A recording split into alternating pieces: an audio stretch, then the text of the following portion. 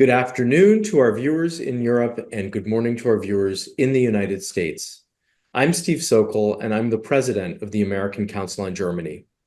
Thank you so much for joining us for what promises to be a timely discussion about the European economy. Today, we're trying to tackle the question, will European leaders do whatever it takes to rescue the European economy? We've been hearing a lot of whatever it takes from many, many world leaders when it comes to the war in Ukraine.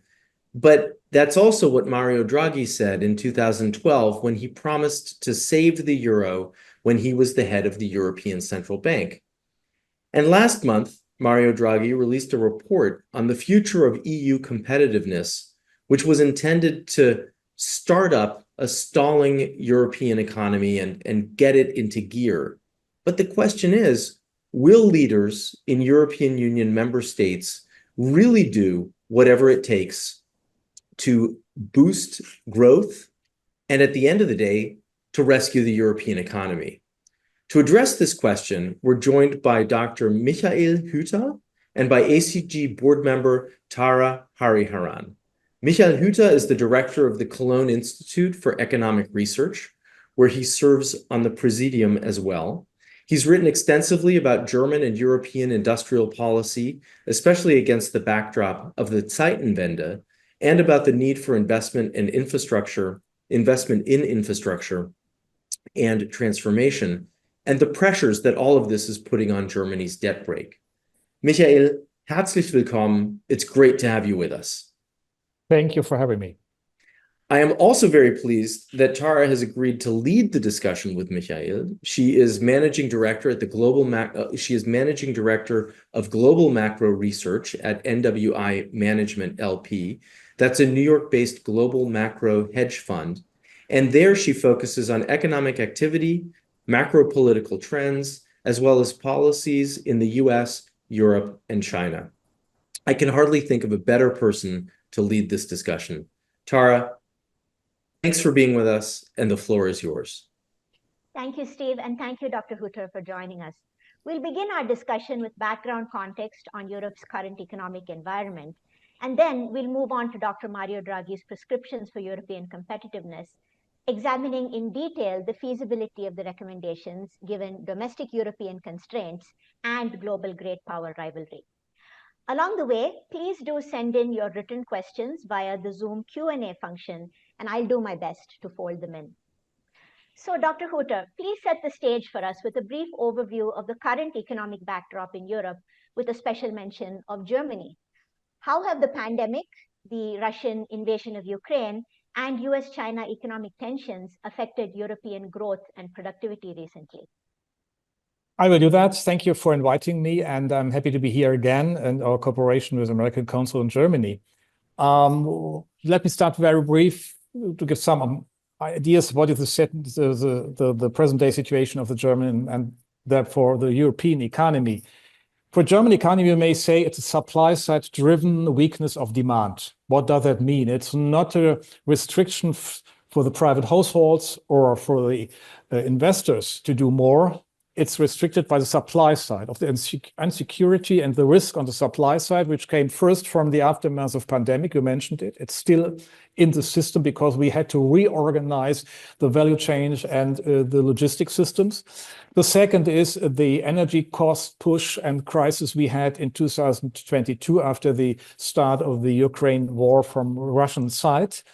And then we see more and more that the transformation idea to go to a carbon neutral economy in the German climate law is defined in the year 2045 is a very tough story. It's a story of historical dimension, and it is not quite clear in which way we can do it, because last year in November 2023, the German Constitutional Court came in, so to say, and said no in the way the government decided to finance it, because they use money from the pandemic period to financing later on for the transformation. And the Constitutional Court said it's not okay.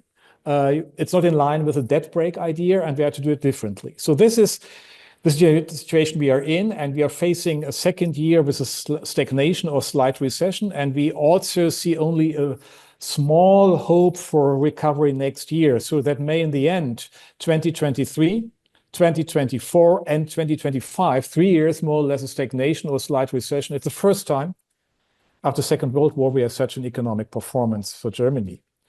The Draghi report, I think it's a very important one, and it makes clear that from time to time we have the same questions on the table. Because in 1993, Jacques Delors delivered a similar report and said we had a problem of competitiveness in European Union compared to United States, and 30 years ago compared to Japan. No, in Draghi report, it's more or less in comparison to United States and China. And let me show only one slide at the beginning. I think it's a core message from Draghi, and I will show you this. You see here the so-called productivity gap. He made a diagnosis in his paper, and he made very clear that it's not only a transitory problem. It's really a structural problem we have. We see that the EU27 has a difference to the United States productivity and the level of GDP per capita, which is more or less cost for 70% in the productivity and for roughly 30% in labor contribution. And behind that, we ask for a lot of arguments. Maybe it's about public investment in infrastructure. It's private investment. It's reorganization of the companies. It's focusing on the markets in a way they should do it and better as they did in the past. And if you look on the International Management Institute from Lausanne, which published every year the competitiveness ranking, made clear that we are on the number 24, Germany. We thought the same 20 years ago, we were number 26. And this is, in historical perspective, more or less the same poor performance of the German economy, and has to do with the efficiency of the company of the companies, enterprise sector, the efficiency of state activity, with the quality of our infrastructure. And that's really new, because for a long time, the infrastructure in Germany was well equipped and on a high level. But now we see some kind of quality change, because after a long time of underinvestment. So to see this is the starting point for Draghi. And Draghi said we had to move in.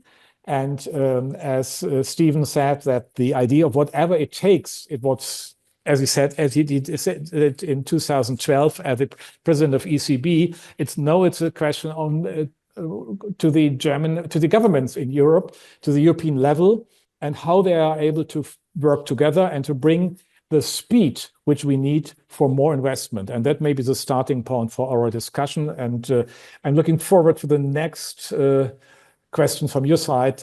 But I think for the beginning, it should be the point. Thank you, Dr. Hutter. That was an excellent tour of European economic realities. And this slide is perfect because it summarizes the Draghi Competitiveness Report findings.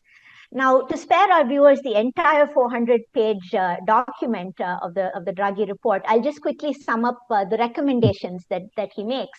And then I'll turn to Dr. Hutter with a series of questions that parse these individual prescriptions and their feasibility. So the report lists 3 actionable areas that would require significant joint European investment. The first is catching up to the US and China on innovation and advanced technology. The second is decarbonization and improving European clean technology and electric vehicle competitiveness against China's formidable advantages in those sectors. And then thirdly, we are looking at a true two-pronged economic and military security strategy, which includes reducing European supply chain dependencies and also boosting European defense industrial capacity. So that's a lot to chew on. That's a very ambitious agenda. So Dr. Hutter, let's start and consider top-level challenges in getting European member states to coalesce on joint competitiveness efforts, given that we have vastly differing economic models, growth speeds, and political leadership within the Eurozone and Euro area. As you've mentioned, even within Germany, we have deep divisions in approach within the governing coalition. So, Dr. Hutter, how can Europe overcome its so-called strategic cacophony? The starting point for a better policy strategy and implementation is just to realize what's really the situation in European Union and in German economy. And I think there is no doubt about the problems I mentioned and the structural quality problems Draghi outlined in his report. So I think there is a broad consensus about this. It's a starting point to be to at least have some kind of optimism that we will able to start making policy in this direction. And I mentioned the Delors report from 1993. It was the same wake-up call 30 years ago, and the European Union started to do more. We used the common market, the single market project, and we should not forget in springtime this year, we had another report from Enrico Letta, also former prime minister from Italy, more or less focusing the common market project or single market project to go ahead for the next step in the digital world. So in general, I would say I'm not so pessimistic. But as you mentioned, we had to address some specific barriers we have, especially in the field of fiscal policy. First, there is no room for fiscal policy coordination in the quality sense on European level, because we decided in the Maastricht Treaty that we want to have a common currency, the euro, but we want to have also sovereign national fiscal policy. There are some rules and procedures defined for the national fiscal policy, but more in looking on that, then they are free to choose. They can decide in which way they define the expenditure side of the public budgets. The second barrier is specifically in Germany, the debt brake, which came into the constitution in 2009 after the global financial crisis. It was not really a bad idea. It was an idea on this time, which worked. But now we have a different challenge. We have a challenge to going ahead to carbon neutral economy in 2045. I mentioned the German climate law in European level 2050. So we had to do a lot of investments in a very short period of time. Otherwise, we won't reach the target in 2045. So the historical dimension gives a pressure. And that's, I think, the most important point of the Draghi report, to combine decarbonization and the transformation strategy on that with competitiveness. So we have opened up markets on the one hand, we have pushed public investment, and we have to make clear that the European market, the big European market, is attractive for other regions of the world. And it's quite clear that United States, for example, is no more in the same way committed for free trade as it used to be 20 years or 15 years ago. It's different maybe for China. China's economic model based on free trade after joining the OECD more than 20 years ago. It was very successful, but now we see, for example, a currency managing, which is a devaluation to push the export of China, because they have no chance to bring it to the United States. They try to bring it to Europe. So we are under pressure from different industrial policy strategies in the United States, Inflation Reduction Act, and the 2025 strategy in China, and the idea to become the most competitive region as well. So Europe has to react. And I think that the only chance is a combination of European measures, European infrastructure, European networks, and this has to be financed from public credit on European level, maybe Eurobonds. Within the second pillar, in the national economies, we have to focus on the infrastructure as well, in energy, in traffic, and in heating. So this is a digital transformation. So this is the surrounding the state has to offer, despite all what can be done in deregulation and tax reform. So Dr. Hutter, you perfectly anticipated my next question. Now, in the Draghi report, the proposal suggested would require at least 750 to 800 billion euros annually in additional investment.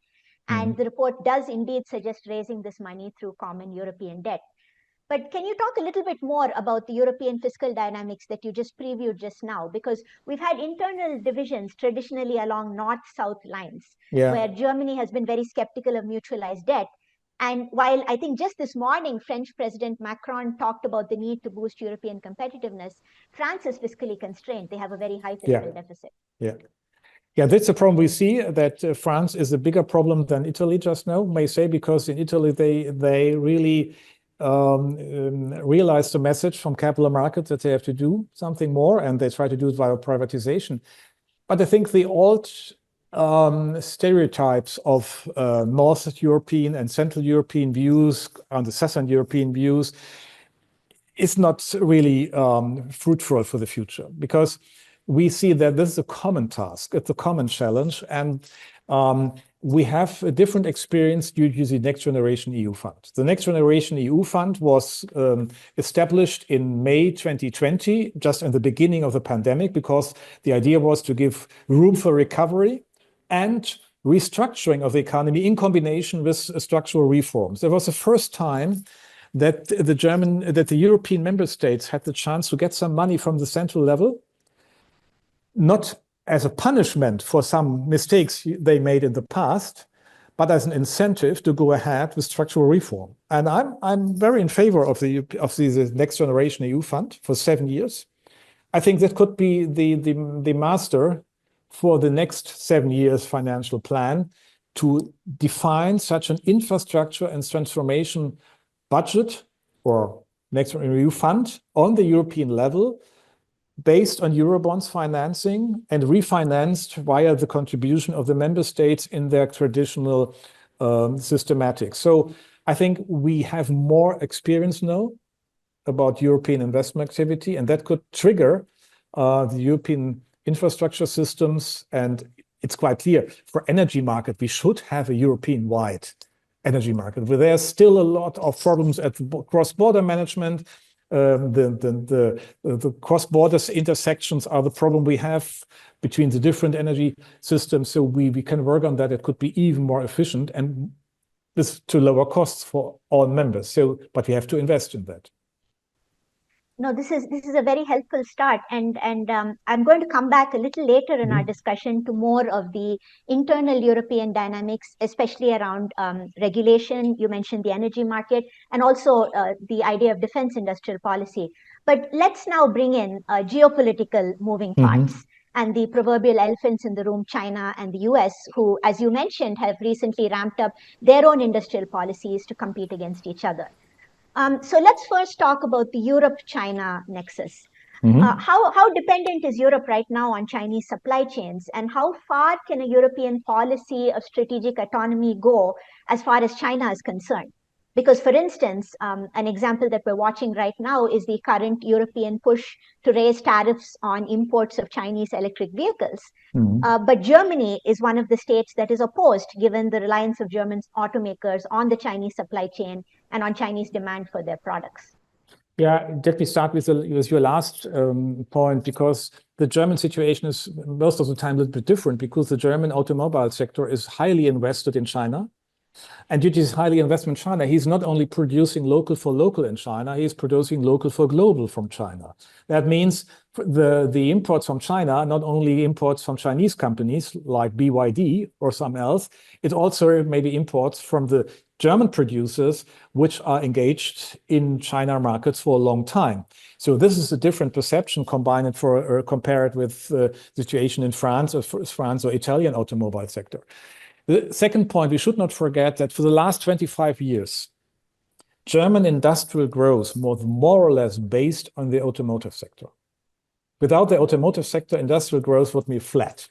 But the increase of industrial growth over the last 25 years has a lot to do with the automotive sector. It's totally different to Italy, United Kingdom, not more European Union, but it was long time European Union, and France. In France and Italy, the automotive sector reduced the impact on the overall economy by 1/3 to more, and even more on the GDP. So it makes clear that the automotive sector for Germany is crucial.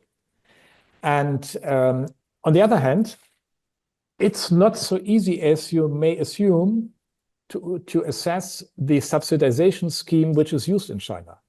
Because mostly it's regional authorities who give some money if you are starting a new production plant. You get some money from the Chinese authorities if you have a high share on research and development expenditures on your balance sheet and so on. So, and we should not forget the Chinese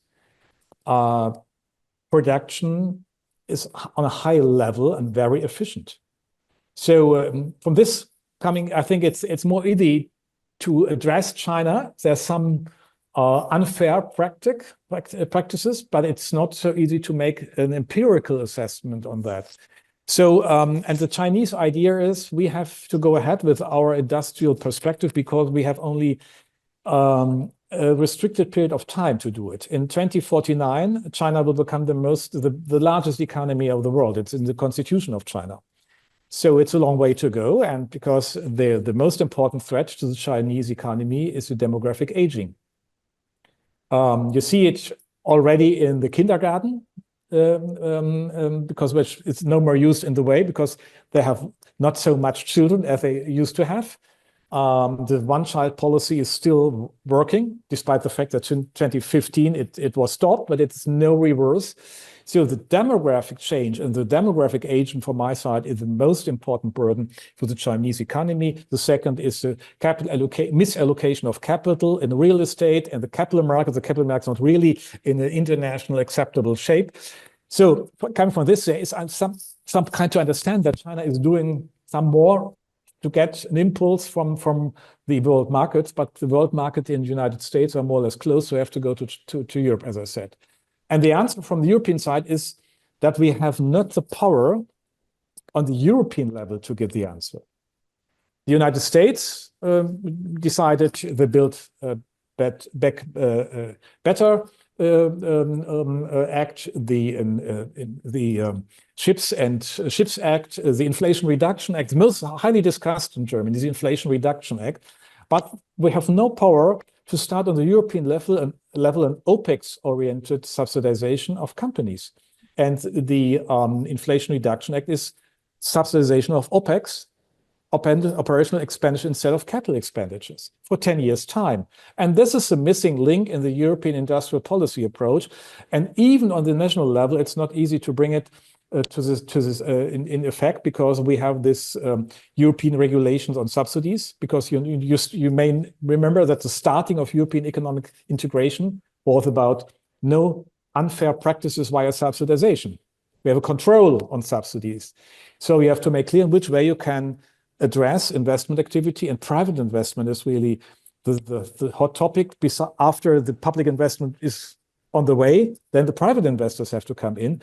And you mentioned the figures which are in the Draghi report concerning public investment. We made a study for the German Federation of Industry saying that until 2030, the overall investment need in Germany is about 1.4 trillion euro to catch all the tasks we have in the pocket for decarbonization. So this is the surrounding for the industrial policy approach, and we have not really the same perception. That is the very important point which struggles me between the European governments.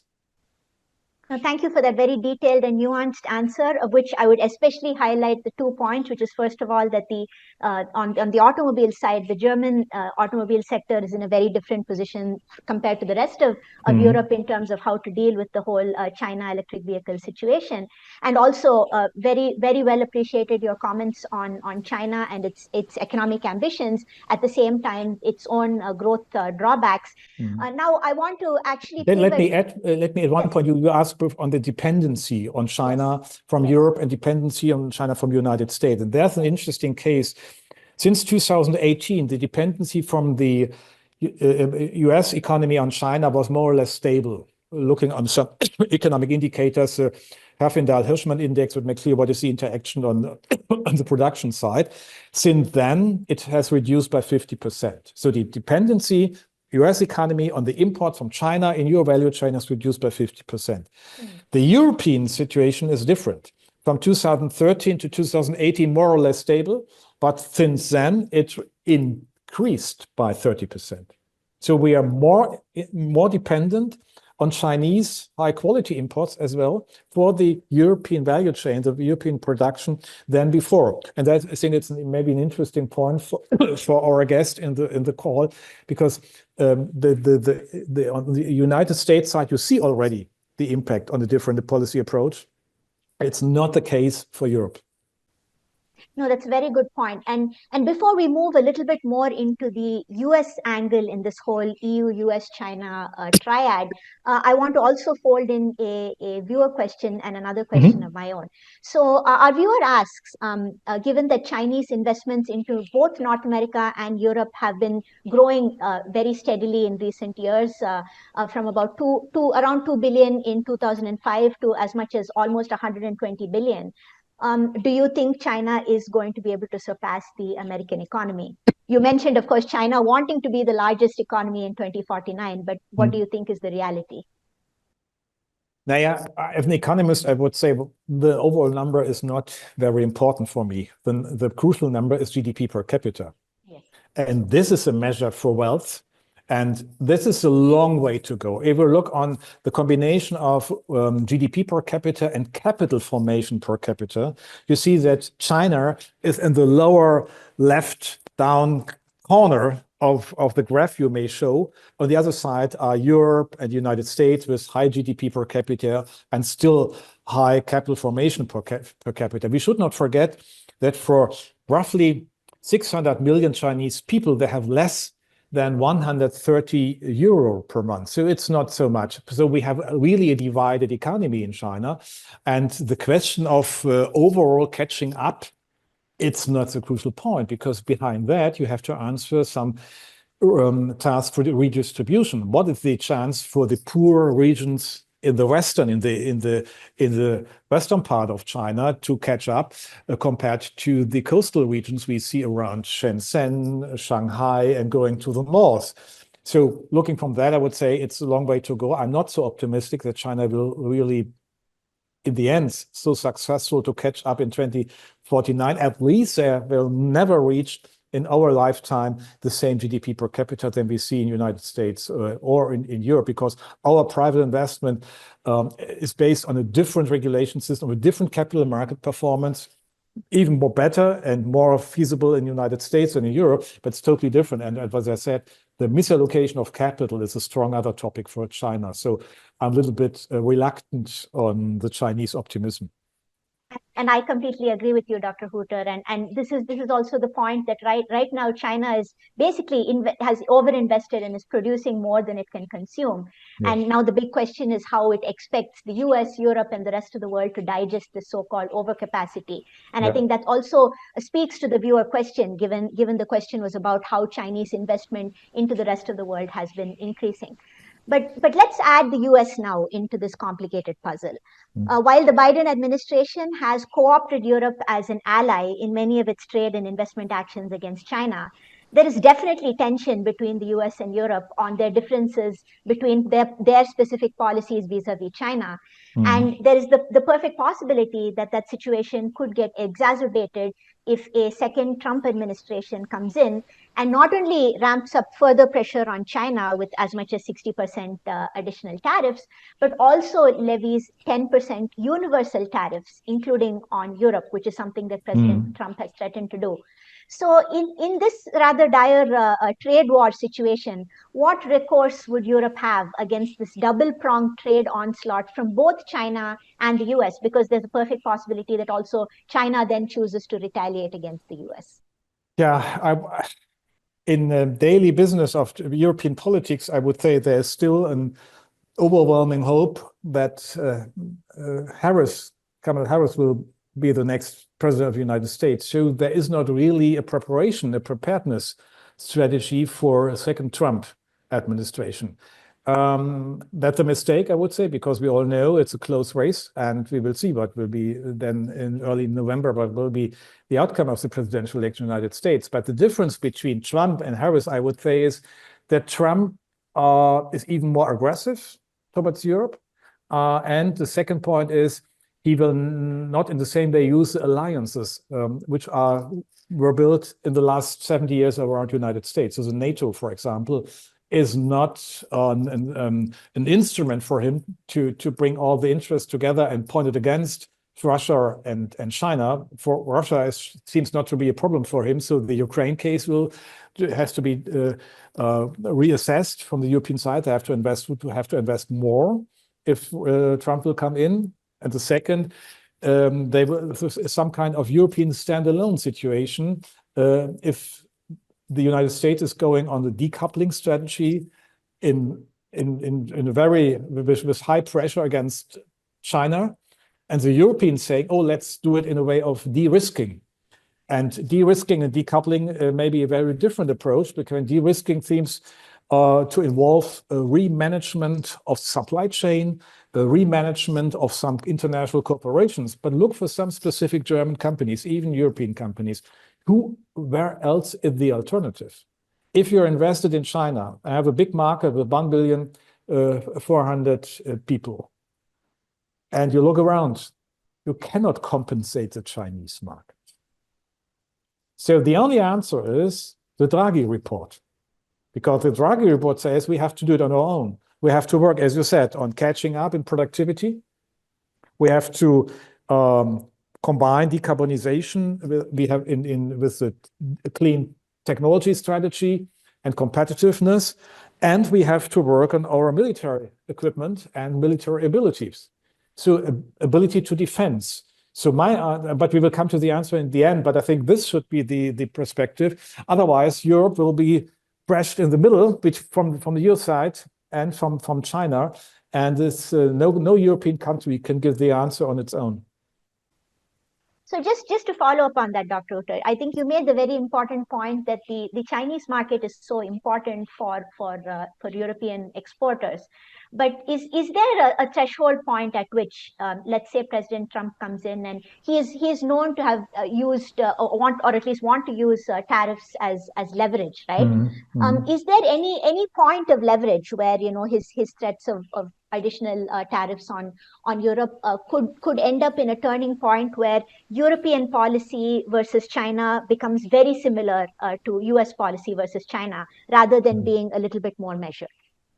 I don't think so, that we have the same idea working against China as Trump will do it. And should not forget, we have a strong investment from European companies, German companies already in the United States. So we are part of the United States economy. The impact on the German business in the United States is remarkable, in the automotive sector and in some other modern and clean tech sectors. So I think to do it together is always a better idea. And it was, even with the Biden administration, it was a long discussion how to get involved Europe as a similar partner like Canada and Mexico in the Inflation Reduction Act subsidization scheme, because we do not have any kind of trade agreement. So the first point I would say for the next for the new European Commission after the presidential election, and only if Kamala Harris will be the next president of the United States, is to work hard on a trade agreement. If we will have such a framework for the trade agreement, it could not name TTIP. I remember a discussion we had on the joint conference from ACG and Atlantikbrücke in 2017 in Washington, and we just discussed about the next chances on. No, it was in 2016. Sorry, it was before the election. What could be the chance for a TTIP? And I said it had to be renamed. Quite clear, it's not a good label, but this is a strong point. If we were able to get some trade agreement on the table and to sign it from both sides, it could frame our cooperation in a different way, and it could help to bring all the power together in the economies, not only in the European but also in the United States economies. And we could be in a better way and a more convincing way. We could part on the change, the structural change in the United States toward a more clean, carbon neutral economy. Thank you. And I completely second you on trade agreements. The unfortunate reality, of course, so far is that even during the Biden administration until now, we have not seen a lot of appetite for new trade agreements. Yeah, but I see the same is true in Europe. Yes. Macron is focusing on some agricultural topics and saying there is no chance for Mercosur, which was the already more or less finalized agreement between European Union and South America, Argentina, Brazil, and still Brazil has an interest to do it, but on the European level, they argue in the way as it was acceptable 10, 15, 20 years ago, but not today. So we have to put some topics aside. We cannot convince all the other around the world to do the same strategy on climate policy, climate action. But we have to get together more power, and that's the point. So I think, yeah, the pressure from the outside is already not strong enough to change the mind in some European governments. But excellent point you make that there is some low-hanging fruit, at least in terms of trade agreements with other countries. They more or less, the Mercosur EU trade agreement more or less finalized. Yes. So I hope the powers that we are listening to our conversation, Dr. Hutter, yeah, and we get something done here. So let me move now back from economic competition to security, because one of the main pillars of Draghi's competitiveness recommendations is advocating for a European defense industrial policy, primarily via more streamlined defense procurement from manufacturers within Europe. But this comes with the reality that Europe does not have its own joint defense forces. So how competitive or growth supportive can this European defense industrial policy look in comparison to China or the US, who have vast militaries and the capacity for defense spending? To make it very simple in the beginning, overall, the European defense budgets altogether of the European member states reach roughly 50% of the defense budget of the United States. But our power, our effectiveness is only 25% of the United States. You see there is also some productivity or effectiveness gap in our investment in defense, in the outcome, in the way of strength and power we should have. And there are some arguments behind. One argument is that we have a very fragmented defense industry in Europe. In each national economy, you do have everything. We try to get everything on our own. So there is no scaling. There's no productivity gain mobilization in the way the United States can do it. As far as I know, the United States Army has roughly 40 different technical defense systems. The European armies more or less have 140 defense systems and technical understanding. So technical systems. You see 40, 140.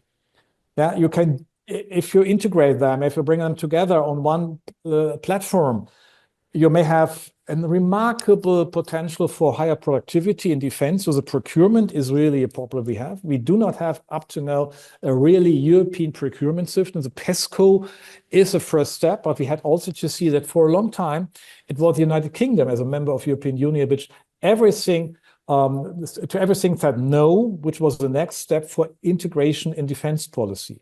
So the room for more activity on that we got after the Brexit, to be realistic. It's really a high need to go a little bit far away from the national standpoint to the European standpoint. The problem is we have to organize European defense, not a national defense. And therefore, we have to join our power. We have to bring together our technical competencies we have and capacities we do have, but there is no scaling. And if you have no scaling, you pay too much money for the same as another one who is able to scale in tanks and airplane and so on. And we see this in the comparison between European Union and the United States. So this is really a missing link. And I think it's so important that Draghi put this point in his report, because this is a very different point to 30 years ago. I mentioned already twice the Delors report from 1993, also discussing the productivity gap, European Union, United States. But in this time, we had the idea that the peace dividend will hold forever. And if you only look for Germany at the figures, if we imagine for a second that since the middle of the 1990s, Germany would have paid every year 2% of GDP for defense, then we had to pay 614 billion more than in fact we paid. So we missed more than 600 billion euro in the last 25 years in our defense budget because we were below the 2% target of NATO. We know the 2% target of NATO was defined 10 years ago during the Obama administration. But the Germans had the idea, as the German federal president Richard von Weizsäcker said in the year 1990, from now on, Germany is surrounded by friends, only by friends. If you're surrounded only by friends, there's no need for defense investment. And this was an illusion. So we received the peace dividend, and now we have to reinvest the peace dividend. I want to fold in an interesting question from the audience in a slightly sort of a creative way to kind of link this back to the security question. But of course, we saw the big Zeitenwende announcement earlier in Germany, right? Our viewer asks, what about the current German government and its industrial policy? How effective is the Ampel coalition's plan to jumpstart the German economy?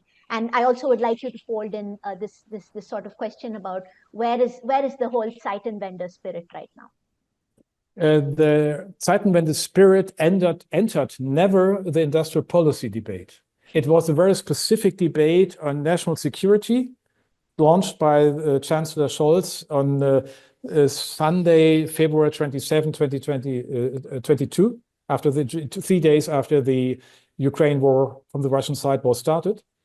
But the Zeitenwende was presented in a way that we have to do more for investment in the federal armed forces. Therefore, we created a special fund outside the debt brake regulation in our constitution, and that will define everything else. This is not the reality. We have to pay, as I said, in future time, 2% of GDP for in the annual federal budget on defense. So there is a gap in the medium-term fiscal planning of 40 billion euro per year. That makes clear that the Zeitenwende spirit is not even in the military defense argumentation and policy approach, it's really accepted. So going a step further to the industrial policy, as asked, yes, the new government started in end 2021 with the idea that we had to go ahead very strongly with our investment in renewable energy, with our investment in a hydrogen economy, because hydrogen should be the basis for the high energy intensive sectors, for steel production, for chemical, and so on. And they started really to push ahead. But then, as I said already, on November last year, the Federal Constitutional Court came in and said, your fiscal basis is not acceptable. Your fiscal plan is not acceptable. And since then, they lost their orientation, and they're struggling from one budget to the next, just finishing the budget for next year. This is the last for this government, because in what they will decide in 2025 is not so important for the next year, because the general election will be in September next year. So the industrial policy is 2 steps ahead, 1 step back, and that's not enough. No, thank you for that very concise answer. Before I move on to some regulatory issues and questions regarding capital markets and banking union, other pillars that Europe needs to improve its productivity and competitiveness, one last question on the defense side. Given the history of Europe, the very tumultuous history and the momentous the world wars, how willing are European countries realistically to develop a joint defense strategy? And what do you think should be the first step? I know these are questions a little beyond the economic arena into more of the political, but should the EU enlarge itself first, or should competitiveness strategies be the first thing that we need to focus on before EU enlargement? I think it's quite clear that in which way we can reorganize our single market project for the digital world. This is a message from the Letta report from spring this year. Has to be put first. The second is focusing on competitiveness, as the Draghi report is saying. Any kind of enlargement has to follow up. Any kind of enlargement could be only the next step. Maybe it's more important to bring some states from the Middle East Europe to the NATO before to the European Union. So we can work on different levels. We can use the NATO framework and the NATO system to integrate as we did for Sweden and Finland, because it was we never had before February 2022 the idea that Sweden and Finland will join NATO. No, they did, and we could integrate them. On the European level, I think the European Union itself should learn more about procurement, because it's the first level of integration. We were not very successful in organizing all the ammunition we want to have for Ukraine, because they said 1 million special kind of ammunition. There should be a common organization from European Union for Ukraine, but in fact, we failed.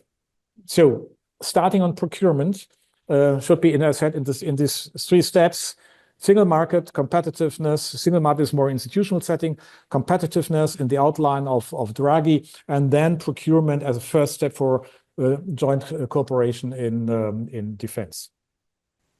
Thank you for that very rational sequencing that you lay out. Now let's move back to the regulatory environment in Europe. The global perception is, of course, that Europe is very heavy-handed on regulation, in particular antitrust policy. And separately, you've also pointed out that Europe's energy market is in dire need of reform. Can you speak a little more to the sorts of regulatory tweaks that Europe can do to address its competitiveness concerns? Yeah, we have one point you mentioned is the Capital Markets Union and the Banking Union. It's still pending. In the last 5 years, really nothing happened on that.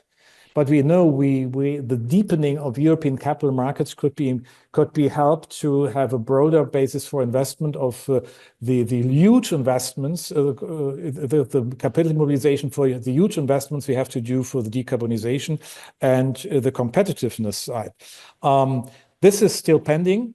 If you go as a private investor, you try to be invested from Germany in France. It's not only some barriers from cultural differences and behavior and attitudes. The regulations are totally different. If you're asked to launch a mutual fund European-wide, it's still a long way to go with high bureaucratic costs and long procedures. So here we may have some low-hanging fruits, as you mentioned in the other case, or you qualified what I described. We have a fragmented, undersupplied capital markets. We have an excessive reliance on debt financing via banks. At the other side of the medal. On the one side, we see the under integration, the less integration of European markets, but on the other side you see that the traditional way is company financing, investment financing for private companies based on credits and arm's length financing based on your house bank, on your specific partner you have. In the United States, it's different. There's a capital market-based financing is, let's say, 2/3 of all financing. In Europe, it's totally different. It's only 1/3, and 2/3 is based on bank financing schemes. So here we can do a lot. We need the re-regulation of the European capital markets. During the financial crisis, we did something. The restructuring fund and the rescue fund, the insolvency regulations are the next steps. There is something what already was tackled, but as I tried to mention, we have some room for maneuver. On the other hand, we just in Germany have a debate about the merger or the acquisition from Commerzbank, the German Mittelstand, the German Mittelstand, the small and medium-sized companies oriented bank, which just recovered a little bit. The Commerzbank was rescued by the state during the global financial crisis. Still, the state is a shareholder. And now the state said, okay, they are coming back. They have their own profit. They improved the profitability, so we can go out. And this was used by the UniCredit Bank of Italy, stepped in. Now they have, I think more than 20% of overall shares of Commerzbank. What was the reaction? the reaction on the one hand is from the German politics. Oh, Italian bank in Germany. Yeah, I would say it's a European bank. Yeah, the understanding is it's a European bank. And here you see that in very different political fields, we are, from time to time, we are come back to very traditional national-oriented arguments.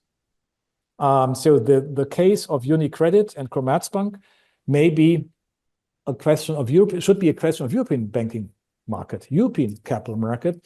It's not really a German national idea or German national argument behind and saying this should not be an Italian bank. And what we see in Brussels already is that the criticism against Germany and the German politics has increased. They say first, you are always asking for more European integration, but here we have a cross-border merger, cross-border acquisition we are working against. And as you all know, we are working not really in line with the Schengen Agreement on border management and migration. So we reinstalled the border control, which we never had in the last 20 years. So the German position is not so as it should be. We should also redefine our perspective on European integration. And the case on UniCredit Commerzbank is only one signal on that, one symptom for that. Dr. Hutter, your stance on European Banking Union and Capital Markets Union, if I may say, is the most enlightened I've heard so far. Whenever I've been going to Europe since the European debt crisis, there have been a lot of pushback against any kind of integration. So thank you for this perspective. And I do have to point out the irony right now, right? Given what we were talking about just 12, 13 years ago, that now we're in a situation where an Italian bank wants to buy a German bank. And look for, let me at one point is the securitization industry. Yes. It came under stress during the global financial crisis because a lot of the securitization was not in line with the theory of securitization, and it was the original distribute model used by the American banks and the mortgage on the mortgage basis. But now we see a re-momentum and a recovering of the securitization in the United States as backing the financing power of the overall system. In Europe, it's still flat. It's still flat. It's the same as in Germany. We do have a true sale initiative, and it's arguing that we have a high quality standard and so, but we are not able to use the securitization for next level of mobilizing capital.